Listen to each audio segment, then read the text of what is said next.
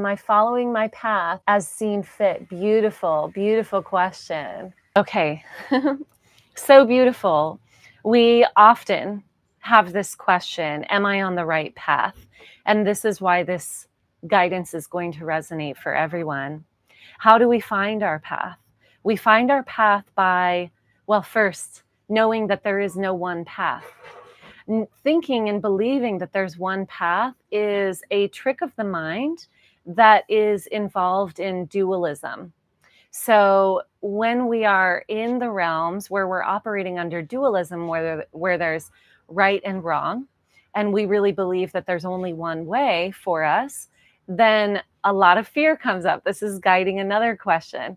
If we believe that there's only one way, then a lot of fear tends to come up around making a decision, around making a choice, because we think, well, I don't have all of the information. How am I going to make a choice? The guidance here is to elevate the perspective, elevate the consciousness, which we can do through presence. Come into presence, find peace in the present moment, and that inherently elevates the perspective beyond duality. When we're not operating under duality, we no longer fear making the wrong choice. And we can be led by the inherent guidance that is always moving through us. That inherent guidance that's always moving through us is actually moved through our template. And so what's happening as we're moving through time-space reality is that light is streaming through the physical experience, the template of the body. Light is streaming through, and that light sometimes gets muddled or becomes sort of thwarted, as we would say, due to fear, due to programs. The programs are the mind, so it's this sort of loop. The mind says there's only one right way. The mind says there's something to fear. So then programs come into place and sort of block a little bit of the channels of light being open.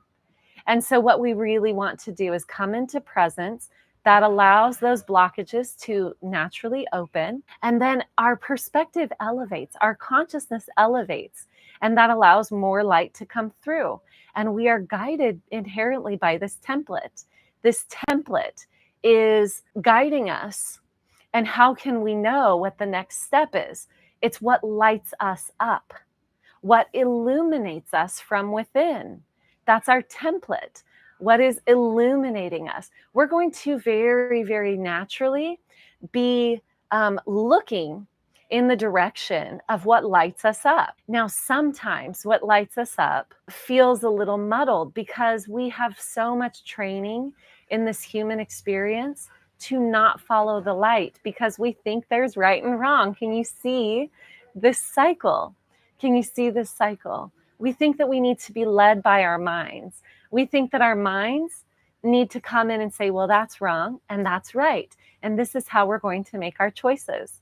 So when we start to move into presence and more light flows through us, instead of being guided by a fear of making the wrong decision, essentially, we come into this joy and this feeling of inherent rightness and an ease of moving toward what lights us up, of moving toward what illuminates us from within. The attachments and the projections and the programs, they just slowly, gently dissipate through presence. And this is a practice. This is always a practice. These channelings seem to always come back to presence, presence, presence, because we are so deeply trained out of presence in this human experience. So how can we know if we're following, quote unquote, the right path? Our template inherently seeks the light. We are always seeking the light, which is to say, we are always seeking the expansion of allowing the light to move through us, which means that if we allow ourselves to not be attached as things are moving and shifting, sometimes things are moving and shifting and it seems sort of out of balance, and we just hone into presence. And we can see the perfection in everything that's occurring. Everything that's occurring is always perfect. But sometimes if something is closed, if a channel is programmed to not allow the light to come through as the light starts coming through, or as arrangements start to be made to then begin to open those channels, the arrangements being made look really confusing to the mind. And again, the mind comes in with the programs. So can we allow ourselves to not instantly bring in a program? Can we question the stories? Can we get curious? Can we allow ourselves to be light about changes? Can we allow ourselves to view things with lightness? This word light coming through in so many different ways. Can we allow ourselves to be light? The control that we so often desire to place on things for fear of making a wrong choice is often what creates this feeling of chaos. Control creates chaos. How ironic is that? Needing to control things makes us feel chaotic. Needing to control things gives us the lens that something is wrong. And when things don't go according to the plan of right and wrong, then it feels chaotic. When we're not attached, when we don't feel the need to control because we're trusting in the inevitability of the beauty of the light streaming through our conscious experience, when we're there, nothing feels out of whack or out of balance. And we can see that indeed nothing ever is. We tap into the higher truth that nothing is ever out of alignment. There's no such thing as being wrong. There's no such thing as things being out of alignment or out of balance. It's all simply finding harmony through our holding on to things, which is an illusion anyway. It's all always moving. So you're already doing a good job. You're already living your purpose. Start with that frame. Start with that frame. I'm already doing it.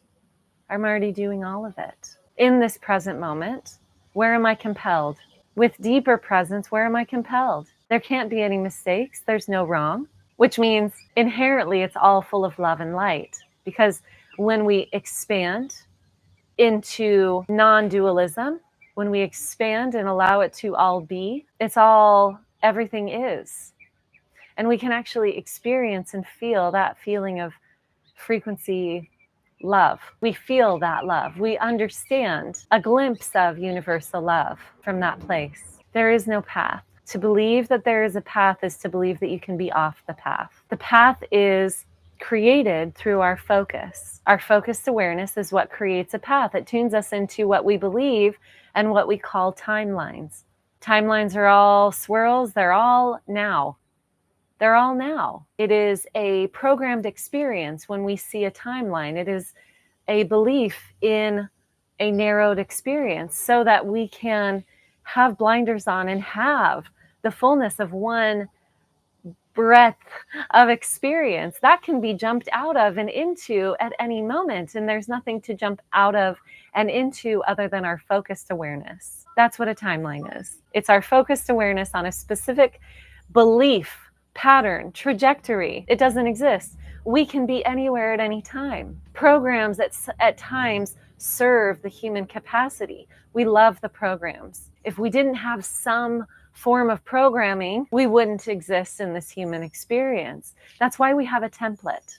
And that template has built-in desires and feelings and proclivities, directional seeking, essentially, because that template says this is who I want to be and what I want to experience this time. But truly all of it is all of it.